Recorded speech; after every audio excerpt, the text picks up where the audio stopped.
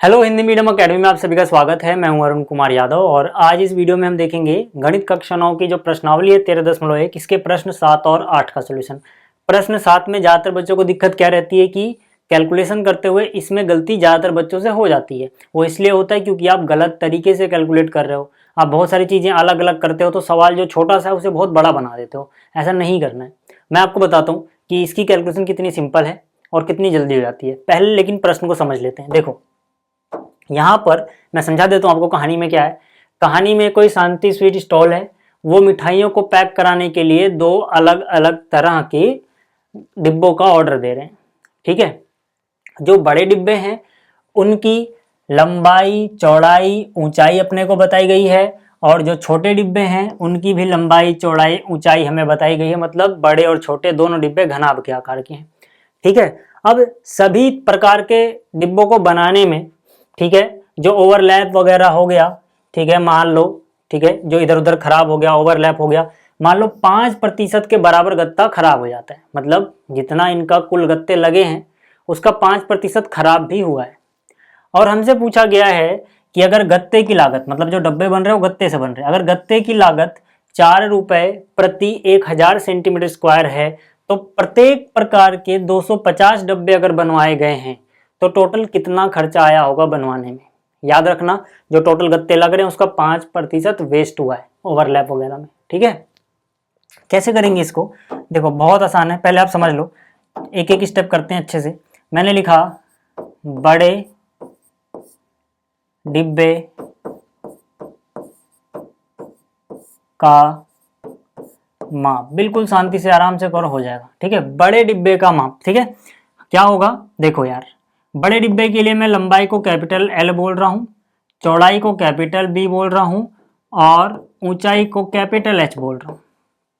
ठीक, इसी तरह से हम लिखेंगे छोटे डिब्बे का माप। छोटे डिब्बे के लिए लंबाई को एल बोल रहा हूँ स्मॉल, चौड़ाई को स्मॉल बी, ऊंचाई को स्मॉल एच। तो आप देखो बड़े डिब्बे का माप क्या था, लंबाई 25 सेंटीमीटर, चौड़ाई 20 सेंटीमीटर, ऊंचाई 5 सेंटीमीटर। छोटे डिब्बे के लिए लंबाई 15 सेंटीमीटर, चौड़ाई 12 सेंटीमीटर, ऊंचाई 5 सेंटीमीटर। इतना समझ में आ गया? अब देखो हम इनको अलग अलग नहीं करते फिरेंगे यार, एक साथ करो, कैलकुलेशन जल्दी से आती है। हम लिखेंगे प्रत्येक प्रकार के 250 डिब्बों का क्षेत्रफल बराबर। प्रत्येक प्रकार के 250 डिब्बों का क्षेत्रफल कैसे निकालोगे यार? बहुत सिंपल है। पहली बात तो देखो 250 से गुणा कर दो। किससे? 250 से। ठीक है, 250 से किसको गुणा कर दोगे भाई? 250 से किसको गुणा कर दोगे? 250 से गुणा कर दोगे छोटे डिब्बे का, छोटे डिब्बे का क्षेत्रफल प्लस बड़े डिब्बे का क्षेत्रफल। मैं समझाता हूं मैंने क्या लिखा है। ठीक है, अलग अलग निकालने बैठोगे ना भाई बहुत मेहनत लग जाएगी।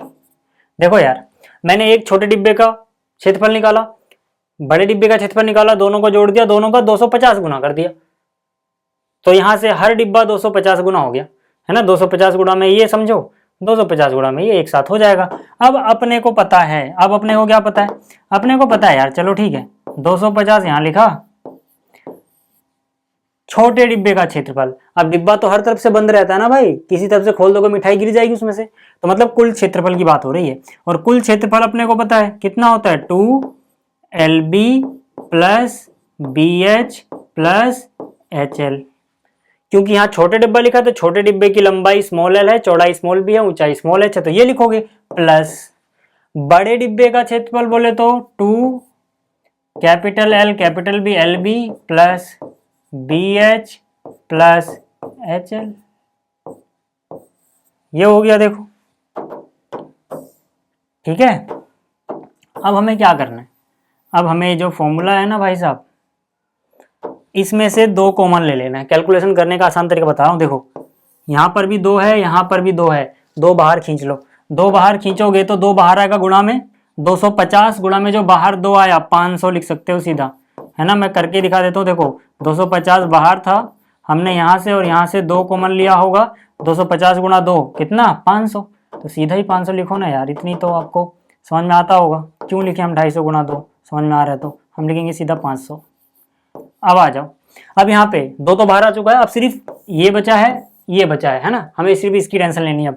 तो यहाँ से देखो क्या यार, L गुणा बी, कौन सा L, small L, small L यानी छोटे वाले गत्ते का। तो यहाँ पे L गुणा बी, ठीक है, क्या ये कैमरे में आ रहा है या ऊपर चला गया, आ रहा है, ठीक है। तो L गुणा बी यानी कि 15 गुणे 12, 15 गुणे 12, फिर प्लस आया, प्लस लगा दो, फॉर्मूले की नकल ही तो करनी है। फिर फॉर्मूले में b इंटू एच लिखा है, आप देखो b इंटू एच यानी कि 12 गुणे में 5, तो यहाँ पे लिख जाएगा 12 गुणा में 5। फिर फॉर्मूले में प्लस लिखा है, नकल मार के प्लस लिखो। फिर एच एल लिखा है, ठीक है, एच ये रहा, एल ये रहा, यानी 5 गुणा में 15। इसका काम खत्म। अब बड़े वाले डिब्बे को मैं अलग कलर से दिखा रहा हूँ। देखो ये रहा, ये जो प्लस है ये रहा, 2 तो हम ले चुके हैं बाहर, क्या बचेगा L गुणा बी, ठीक है ना, L गुणा बी। ये छोटे वाले का काम खत्म हो गया। अच्छा L गुणा बी भाई साहब कहाँ पे है L,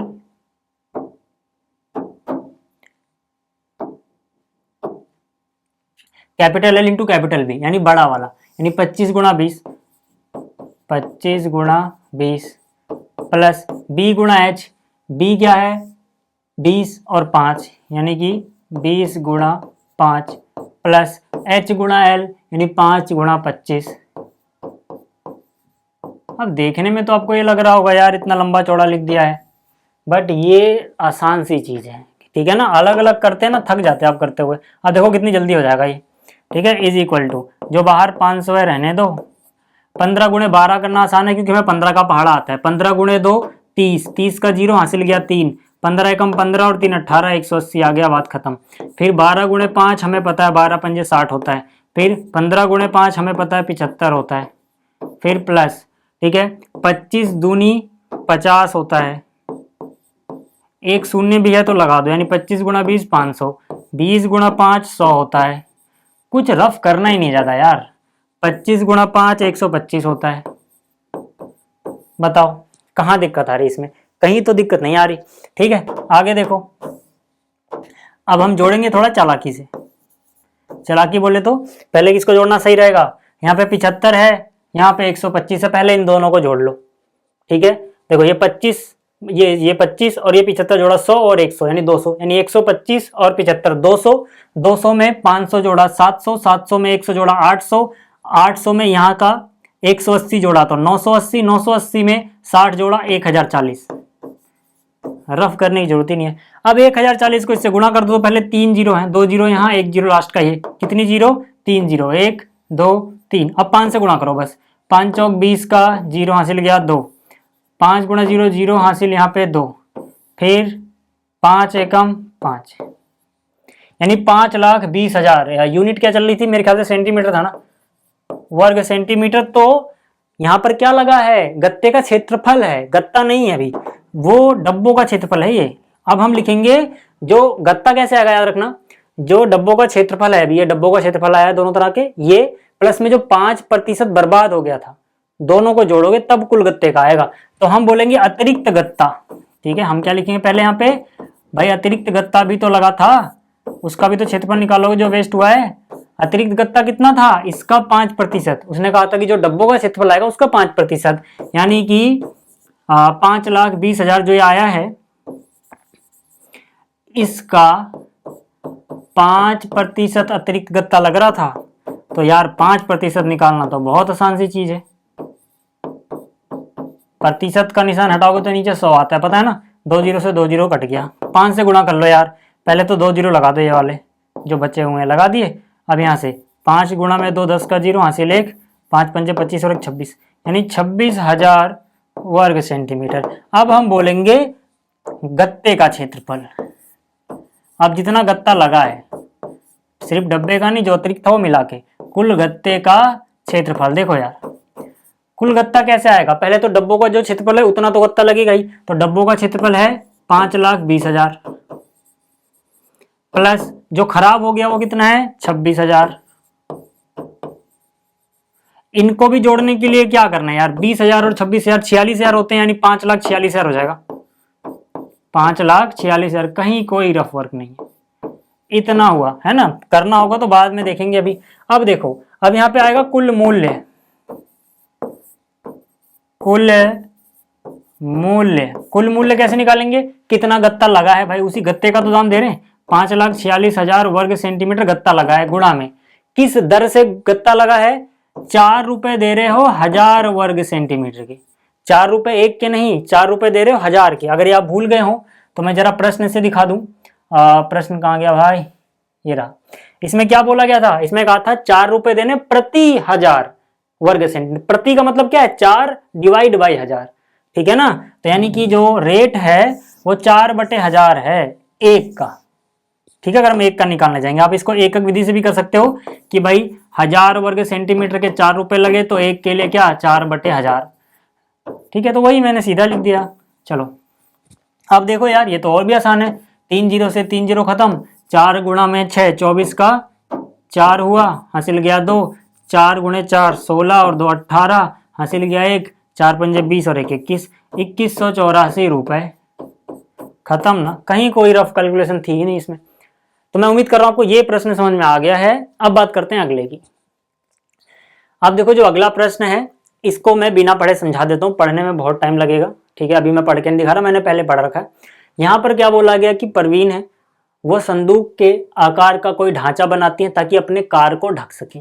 कार को कैसे ढकेगा, वो ऊपर से ढकेगा और चारों किनारों से ढकेगा, ठीक है। जाहिर बात है नीचे तो जमीन होगी ना, तो ऊपर से हम कार को ढकते हैं और किनारे किनारे से ढकते हैं। तो ये जो ढकने का ढांचा है ना, ये संदूक जैसा है, मतलब कि एक घनाभ के आकार का है, ठीक है। जो नीचे तो तिरपाल नहीं लगेगी, ये ढांचा तिरपाल से बनाना है क्योंकि नीचे तो जमीन होगी, मतलब ऊपर से तिरपाल है, किनारे किनारे पे चारों ओर तिरपाल है। तो ये जो ढांचा बन रहा है इसकी लंबाई चौड़ाई ऊंचाई अपने को पता है, ठीक है। 4 मीटर लंबा, 3 मीटर चौड़ा और 2.5 मीटर ऊंचा है। हमें बताना है कि अगर कोई अतिरिक्त कपड़ा या तिरपाल नहीं लगता है तो यहाँ पर कितने तिरपाल की आवश्यकता होगी। तो यार जाहिर सी बात है, देखो यहाँ पे हमें, ठीक है, लंबाई बता दी 4 मीटर, चौड़ाई हमें बता दी 3 मीटर, ऊंचाई अपने को बता दी 2.5 मीटर, ठीक है। तो यहाँ पे हम बोलेंगे कुल तिरपाल का क्षेत्रफल, कुल तिरपाल का क्षेत्रफल। देखो कैसे निकालेंगे हम, भाई चारों ओर से ढका है तो घनाभ के चारों ओर यानी कि उसका चारों दीवारों का क्षेत्रफल जैसे हम निकालते थे 5 सर्वपृष्ठीय क्षेत्रफल, वो निकाल दो 2HL + B, ये हो गया 5 सर्वपृष्ठीय क्षेत्रफल। तो मतलब ये कौन सा त्रिपाल का क्षेत्रफल देगा, जो चारों ओर से ढकेगा।